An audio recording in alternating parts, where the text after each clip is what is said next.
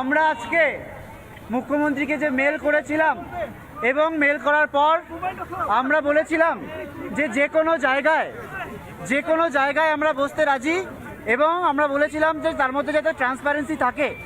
এবং আমরা আজকে এলাম, আসার পর প্রথমে আমরা আবার বললাম যে যাতে ভিডিও স্ট্রিমিং করা যায়, লাইভ স্ট্রিমিং যাতে করা যায়, কিন্তু ওনারা বললেন এটা সম্ভব নয় এখানে অ্যারেঞ্জ করা। আমরা বললাম ঠিক আছে, ভিডিও স্ট্রিমিং যদি নাই করা যায়, লাইভ স্ট্রিমিং নাই করা যায়, তাহলে অন্তত দুপক্ষকে স্বচ্ছভাবে ভিডিও করতে দেওয়া হোক। তাতেও ওনারা বললেন যে না, দুপক্ষকে ভিডিও করতে দেওয়া যাবে না, আমরাই ভিডিও করব, এবং সেই যে ভিডিও তোমাদের কবে সুপ্রিম কোর্ট বিচার বলবে বা না বলবে তারপরে দেওয়া হবে। আমরা বারবার বললাম যে ভিডিও যখন করছেন সেই ভিডিওটা ইমিডিয়েটলি তো আমাদের পাওয়া উচিত। যদি লাইভ স্ট্রিমিং আমরা না করতে পারি তাহলে অন্তত ওই ভিডিওটা আমাদের কাছে থাকবে প্রমাণ হিসেবে যে ওই ভিডিওটা কোনোভাবে ট্যাম্পার্ড করা হয়নি, কোনোভাবে চেঞ্জ করা হয়নি, এডিট করা হয়নি। তো তারা বললেন যে না, এই যে সঙ্গে সঙ্গে দেওয়া যাবে না। আমরা তারপর আবার নিজেদের মধ্যে আলোচনা করলাম। ইতিমধ্যে মাননীয় মুখ্যমন্ত্রী আমাদের কাছে এলেন। আমরা যে বাইরে বৃষ্টিতে ভিজছিলাম, সেই অবস্থায় তিনি বাইরে এসে আমাদের বললেন যে ভেতরে এসো, মিটিং না করে চা খেয়ে যাও, এবং তিনি বললেন যে ভিডিও কিন্তু তোমাদের দেওয়া যাবে না, সুপ্রিম কোর্টের বিচারাধীন বিষয়, ভিডিও আমরা পরে দেব। তো আমরা তারপর আবার এই ঘটনার পর আবার আমরা নিজেদের মধ্যে আলোচনা করলাম যে ঠিক আছে, মুখ্যমন্ত্রী তো আমাদের কাছে অন্তত এলেন, নিজের কাছে এসে একটা জায়গা রাখার চেষ্টা করলেন। তো আমরা নিজের মধ্যে আলোচনা করে ঠিক করলাম যে ঠিক আছে, তার চেয়ারের প্রতি সম্মান রেখে এবং মুখ্যমন্ত্রীর প্রতি সম্মান রেখে আমরা কোনো রকম ভিডিওগ্রাফি ছাড়াই শুধুমাত্র যে মিনিটস দেওয়া হবে, যাতে আমাদের সাইন থাকবে এবং ওনাদের সাইন থাকবে, এইটুকুতেই রাজি হয়ে আমরা মিটিং করব। এইটুকু দেখেই আমরা মিটিং করব। আমাদের ভিডিওর দরকার নেই।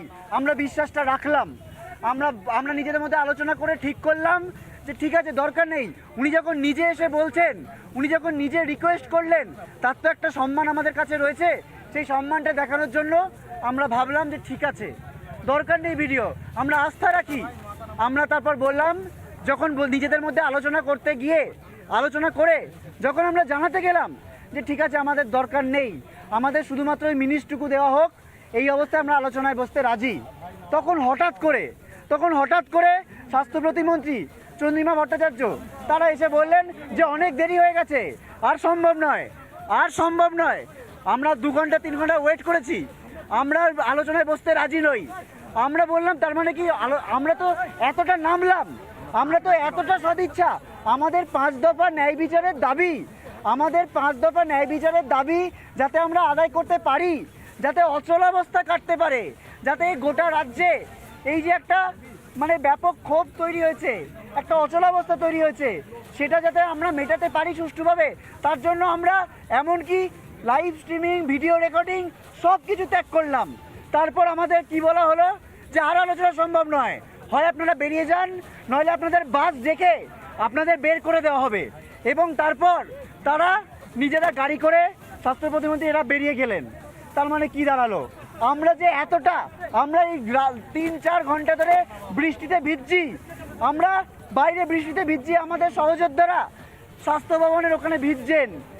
কি বললেন ওনারা যে আমরা 3 ঘন্টা অপেক্ষা করেছি, আমরা 35 দিন অপেক্ষা করেছি, আমরা 35 দিন বিচারহীন অপেক্ষা করছি, আমরা 4 দিন ধরে স্বাস্থ্য ভবনের সামনে বৃষ্টিতে ভিজে অপেক্ষা করছি, এবং আমরা আমাদের সমস্ত রকম শর্ত ছেড়ে দিলাম।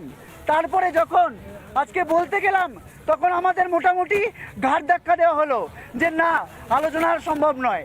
তার মানে কি প্রথম থেকেই এটাই উদ্দেশ্য ছিল?